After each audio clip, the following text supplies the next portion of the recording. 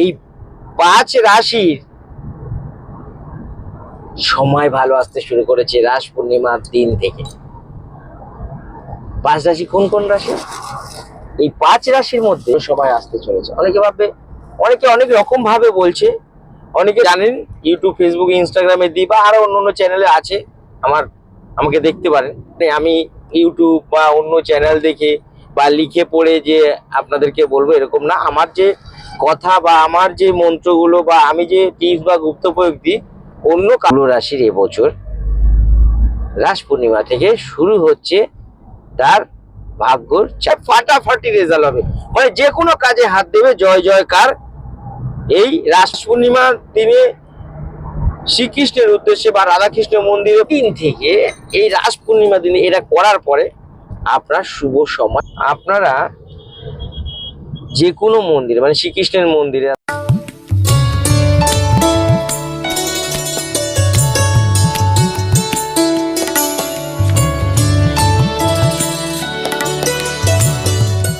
এই 5 রাশির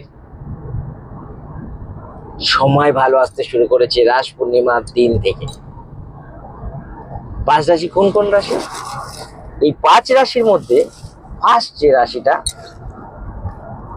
সেই রাশির সব থেকে ভালো সময় আসতে চলেছে। অনেকে ভাববে, অনেকে অনেক রকম ভাবে বলছে, অনেকের অনেক মতবিরোধ থাকতে পারে, কিন্তু আমি যেটুকুনি বিচার বিবেচনা করে, আপনারা জানেন ইউটিউব, ফেসবুক, ইনস্টাগ্রামে দিই বা আরো অন্য চ্যানেলে আছে, আমাকে দেখতে পারেন।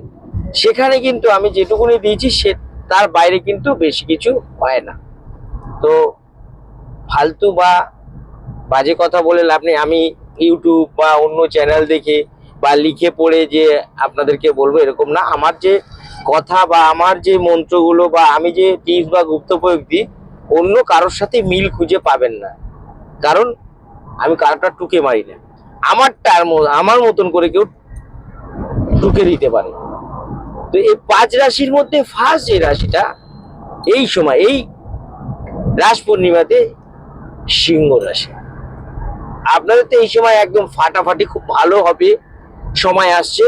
যদি আপনারা কিছু নিয়ম পালন করতে পারেন, সেই নিয়মটা হচ্ছে এই সময় আপনারা এই রাস পূর্ণিমা থেকে শ্রীকৃষ্ণের উদ্দেশ্যে বা রাধা কৃষ্ণের উদ্দেশ্যে কিছু দান দিতে পারেন। কোনো বস্ত্র দান করতে পারেন লাল রঙের। এই দিন থেকে আপনারা যারা সিংহ রাশি, তারা যদি সূর্যদেবকে জল অর্পণ করতে পারে তামার ঘটে করে প্রত্যেক দিন এই রাস পূর্ণিমা থেকে, তাহলে আপনার ভবিষ্যৎ নেওয়ার চিন্তা করতে হবে না, আপনার ফ্যামিলির ভবিষ্যৎ নিয়ে চিন্তা করতে হবে না। এই রাস পূর্ণিমা থেকে হবে আপনার লাভ শুরু। এবার যে রাশিটা, সেই রাশি হচ্ছে তুলো রাশি। তুলো রাশি এই রাস পূর্ণিমা থেকে ভাগ্য খুলতে শুরু করবে। এতদিন আপনার সমস্ত কাজে বাধা ছিল, কাজ হচ্ছিল না, যেখানে যাচ্ছিলেন বাধা পাচ্ছিলেন, আপনি একটি কাজ করুন, দেখবেন আপনার কাজ হলো। যে কোনো সাদা জিনিস আপনি রাধা কৃষ্ণ মন্দিরে দান করুন, সাদা চালও হতে পারে, সেটা কিন্তু বেজোড় সংখ্যায় দেবেন। 11 কিলো দিলেন বা 3 কিলো দিলেন, এইভাবে দেবেন। তার সাথে কিছু দক্ষিণা দেবেন, সেটা হচ্ছে 101 টাকা হতে পারে, 10 টাকা বা 11 টাকা হতে পারে। আপনার ভালো বেশি থাকলে আপনি বেশি দেবেন বা মিষ্টি দান করবেন। এবং অবশ্যই এই সময় আপনি শ্রীকৃষ্ণের যে প্রিয় ফুল সেটাকে ওখানে অর্পণ করবেন বা তুলসী পাতা নিয়ে অবশ্যই দেবেন। তুলো রাশির এবছর রাস পূর্ণিমা থেকে শুরু হচ্ছে তার ভাগ্যর চাকা ঘোরার পরিবর্তন। সে সুখের মুখ দেখতে শুরু করবে।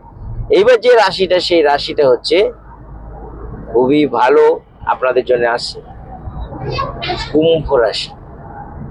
কুম্ভ রাশির এই সময় ফাটাফাটি রেজাল্ট হবে। মানে যে কোনো কাজে হাত দেবে, জয় জয়কার। এই রাস পূর্ণিমা থেকে যে কোনো কাজে হাত দিবেন, আপনি যা করবেন সেটাই আপনার জন্য সাকসেস হবে এই রাস পূর্ণিমা থেকে। কিছু নিয়ম আপনাদের জন্য আছে। যারা কুম্ভ রাশি তাদেরকে অবশ্যই বলবো, তারা অবশ্যই কোনো শনিবার দিন করে এই রাস পূর্ণিমার দিনে শ্রীকৃষ্ণের উদ্দেশ্যে বা রাধাকৃষ্ণ মন্দিরে বা লক্ষ্মীনারায়ণ মন্দিরে বা আপনার বাড়িতে যদি শ্রীকৃষ্ণ থাকে, বাড়িতে, তাহলে আপনারা অবশ্যই সেটা পায়েস করে দেবেন। কোনো মন্দিরে দিয়ে আসতে পারে তো খুবই ভালো। পায়েসের মধ্যে অবশ্যই 5খানা তুলসী পাতা দেবেন। এবং আমার সাধ্য মতন আপনার যদি কোনো কিছু মনে হয় দান করবেন, মন্দিরে দান করতে পারেন। এই দিন থেকে, এই রাস পূর্ণিমা দিনে এটা করার পরে আপনার শুভ সময় শুরু হচ্ছে। আপনার পিছন ঘুরে আর দেখতে হবে না।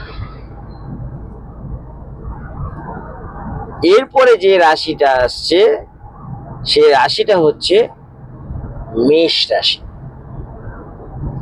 মেষ রাশি এই সময় অবশ্যই এই রাস পূর্ণিমাতে কোনো মন্দিরে, মানে শ্রীকৃষ্ণের মন্দিরে একটা নন্দী দেবতা দান করে আসুন। অনেকে তো শিব মন্দিরে দান করে।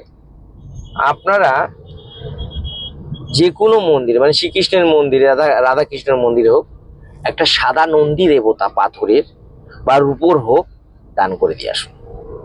দেখুন এই রাস পূর্ণিমা থেকে আপনার সৌভাগ্য লাভ শুরু হয়ে গেল।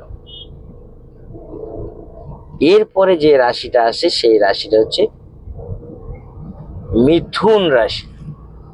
মিথুন রাশি মোটের উপর এই রাস পূর্ণিমাটা যদি শুরু না হতো, তাহলে মিথুন রাশির কিন্তু সময় খারাপ যেত। এই রাস পূর্ণিমা থেকে মিথুন রাশির সমস্ত রকমের কাজের বাধা বিপত্তি দূর হয়ে যাবে। এখন থেকে শুরু হচ্ছে আপনার সুখ শান্তির সমৃদ্ধির সবকিছু সুযোগ। আপনি যেখানেই যান না কেন, আপনার সেখানেই সাকসেস হবে। কিন্তু একটা জিনিস মাথায় রাখবেন, আপনাকে যেটা করতে হবে, গম বা জব বলে, সেটাকে কোনো মন্দিরে দান করতে হবে এই রাস পূর্ণিমার দিন। যদি যারা এই রাশিগুলোর মধ্যে এতগুলো কিছুই করতে পারবেন না, মনে করছেন যে এত নিয়ম পালন করা সম্ভব না, ভালো তো সময় আসছে, কিন্তু যদি আরো বেটার করতে চান, যেটা করবেন, যে কোনো রাধাকৃষ্ণের মন্দিরে বা